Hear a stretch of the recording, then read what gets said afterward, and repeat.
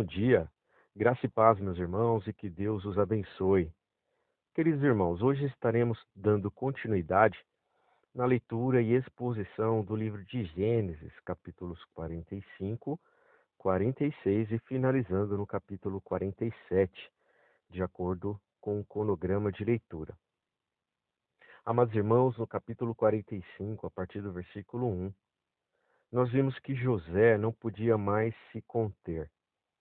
Suas emoções reprimidas atingiram o limite. Seus sentimentos eram como diques a ponto de romper-se.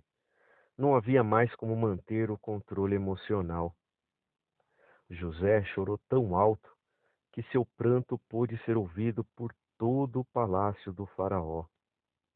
No versículo 3, eu sou José. Ele deve ter pronunciado essas palavras em hebraico e não na língua dos egípcios. Ainda assim, os irmãos não conseguiram acreditar no que acabavam de ouvir. Eles venderam José como um escravo. Pensavam que a esta altura ele estaria morto. Como tal revelação poderia ser verdade? O senhor egípcio que tinha a vida deles nas mãos era o irmão que fora vendido? Versículo 4, irmãos, José se deu conta de que sua aparência física, seus modos egípcios e sua alta posição na corte e seu poder sobre o povo faziam com que aquela fosse uma verdade difícil de ser acreditada. Por isso, pediu aos seus irmãos que chegassem mais perto, para que pudessem reconhecer a sua voz e a sua face. José se identificou como aquele que havia sido vendido.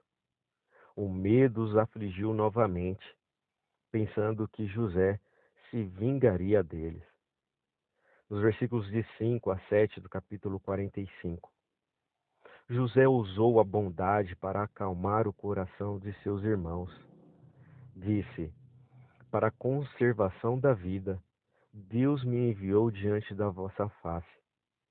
Para José, irmãos, o Senhor se aproveitara das ações perversas e das atitudes abomináveis dos homens para preservar não só a família de Jacó, como também a vida de muitas pessoas no mundo antigo. Versos 9 e 10. José explicou a seus irmãos que esses deveriam viver no Egito durante o período de fome. Este era o plano de Deus, pois ele dissera a Abraão que seus descendentes viveriam em uma terra estrangeira.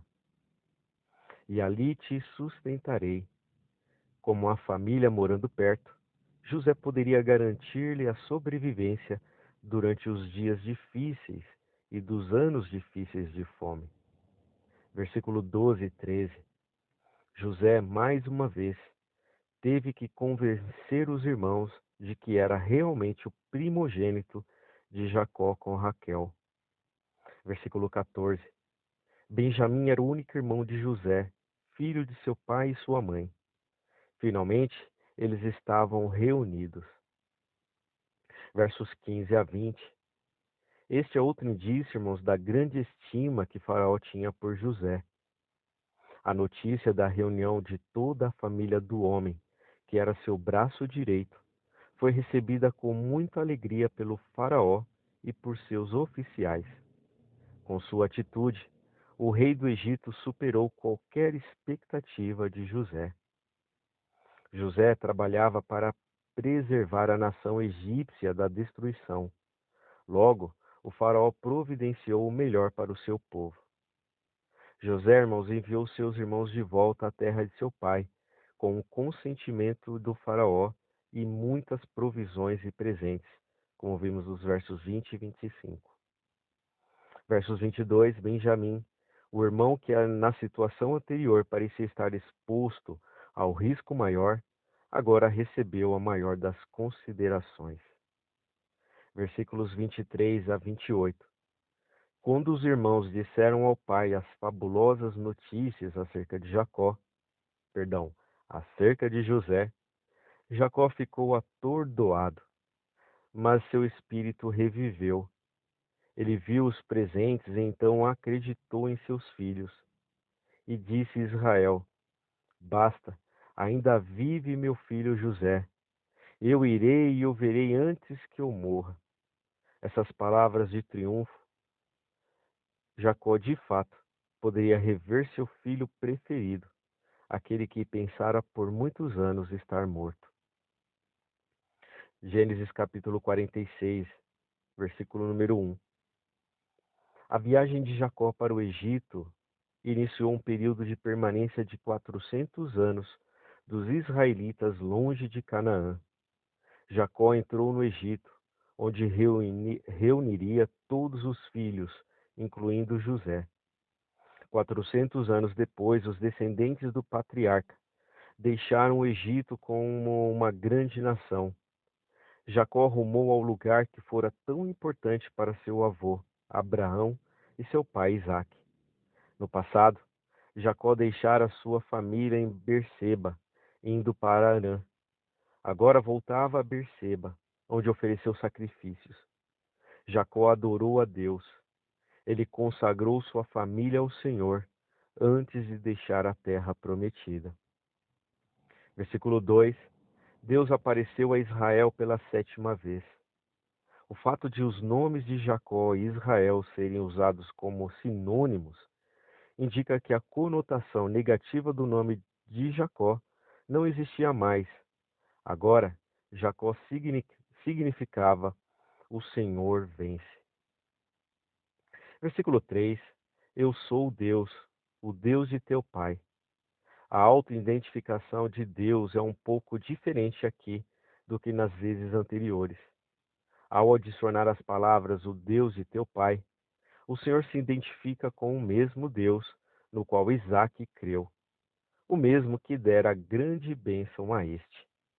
O Senhor, irmãos, proibiu que Isaque fosse ao Egito anos antes, e o pai de Isaque, Abraão, tivera uma experiência desagradável naquela terra. Apesar dos presentes de José e de suas palavras, Jacó temia o que poderia acontecer-lhe no Egito.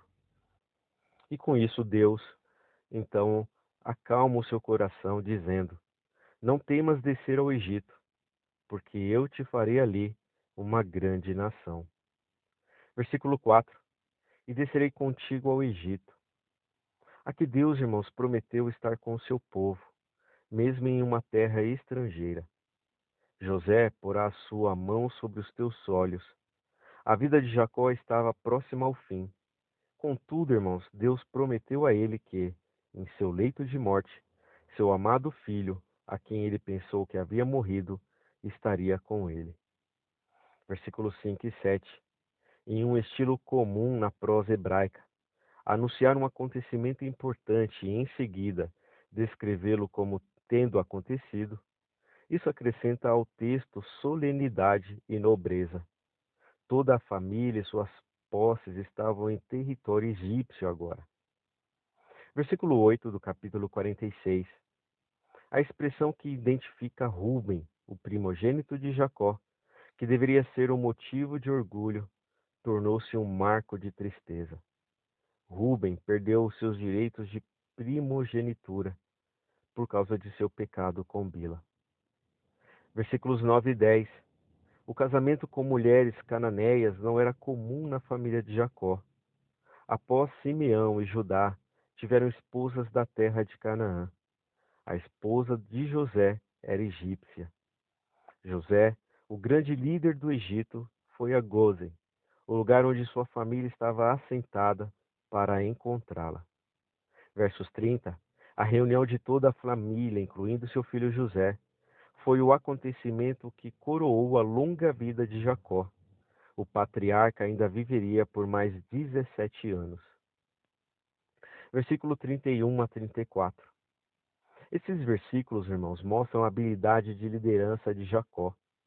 Ele conseguiu atingir seus objetivos, mantendo de forma autêntica uma genuína atitude de autoridade para com seus irmãos. Sendo sábio ao fazer sugestões e tendo profundo conhecimento dos costumes do povo, os egípcios desprezavam os pastores de ovelhas. E aqui eu deixo aos irmãos uma referência em Gênesis 43, versículo 32. Amém? Iniciando então, irmãos, o capítulo 47, entre os versos de 1 a 6. Aqui, irmãos, o plano de José funcionou. O faraó permitiu que a família de seu servo morassem em Gozém, pois o povo egípcio desprezava os pastores. Era uma área no delta do Nilo, bem irrigada e perfeitamente apropriada para o pastoreio exercido pela família de Jacó. Dos versos 7 a 10, a apresentação do pai de José ao faraó deve ter sido uma ocasião importante. Surpreendentemente, Jacó o abençoou. Era o rei do Egito. Em seu papel de anfitrião, que normalmente pronunciaria a bênção sobre o patriarca, por causa de sua grande admiração por José, mas em vez disso, foi o visitante que o abençoou o anfitrião em nome do Deus vivo. Assim, Jacó obedecia ao comando divino para que os descendentes de Abraão fossem uma bênção. Dos versos 8 a 10, a pergunta do faraó indica que a longevidade da família patriarcal era algo verdadeiramente excepcional, mesmo para aquele período, irmãos. Jacó respondeu, à pergunta com humildade e honestidade. O patriarca viveu anos muito difíceis e maus. O longo tempo de rivalidade com seu irmão Esaú e a luta ferrenha com o sogro, Labão, marcaram as primeiras décadas de sua vida. Após esse período, Jacó experimentou a dor e a tristeza de ter supostamente perdido seu filho preferido. Jacó, então, com 130 anos, viveria menos que Abraão, Isaque, mas ainda assim só morreria aos 147 anos no Egito. Versículo 14. A prata, irmãos, era a moeda utilizada na época. Os egípcios detinham os estoques de alimento. Logo, a riqueza e o poder daquela nação cresceram imensamente. O povo dava aos administradores, em troca dos mantimentos, tudo o que possuía: a prata, o gado e as propriedades. Canaã também continuava a sofrer as consequências da escassez. Versículos 15 ao 19.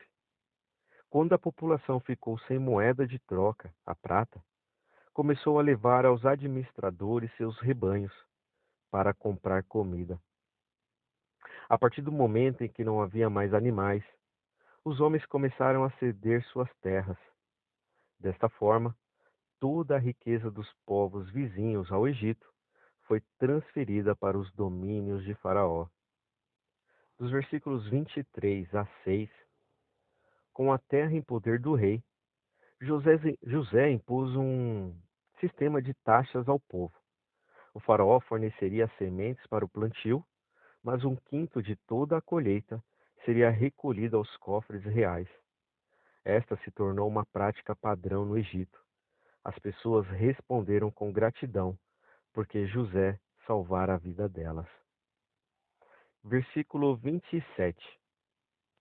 A família de Jacó, irmãos, não teve de vender as suas posses a fim de comprar alimento, visto que José controlava todos os suprimentos. Ele deu aos seus familiares tudo o que precisavam. Mesmo que Jacó, após o reencontro com seu filho José, considerasse a possibilidade de morrer, Deus ainda lhe deu um bom número de anos para que este desfrutasse dias melhores com suas famílias. Versículo 29 ao 31. Jacó ainda tinha algumas coisas para acertar antes da sua partida final. Primeiro, ele quis que José prometesse sepultá-lo em Canaã. Depois, quis abençoar cada um dos filhos de José. E finalizando o capítulo 47, a leitura do dia de hoje, entre os versos 29 e 31. Que ponhas a tua mão debaixo da minha coxa. Esta ação indica uma ação solene de compromisso. E aqui nós poderemos, irmãos, também verificar o mesmo entre o pacto, né, que houve entre Abraão e seu servo, como vimos lá em Gênesis, capítulo 24, versículo 2. E usa comigo de beneficência e verdade. Esta expressão significa demonstre para comigo a máxima lealdade em suas palavras e ações. Podemos dizer, irmãos, que Jacó queria que José fosse fiel assim como Deus foi fiel às suas promessas. Então, Jacó pediu: Não me enterres no Egito. Jacó pediu para ser enterrado em Canaã, na terra prometida aos seus descendentes. Com isso, demonstrou a sua fé vigorosa nas promessas divinas. E com isso, amados irmãos, nós finalizamos a leitura e exposição do livro de Gênesis, capítulos 45, 46 e finalizando no capítulo 47. Desejo aos amados irmãos uma excelente leitura e meditação das Sagradas Escrituras por intermédio deste livro maravilhoso, abençoado e edificante, que é o livro de Gênesis. Um forte abraço, fiquem com Deus e até amanhã, onde daremos continuidade. Amém?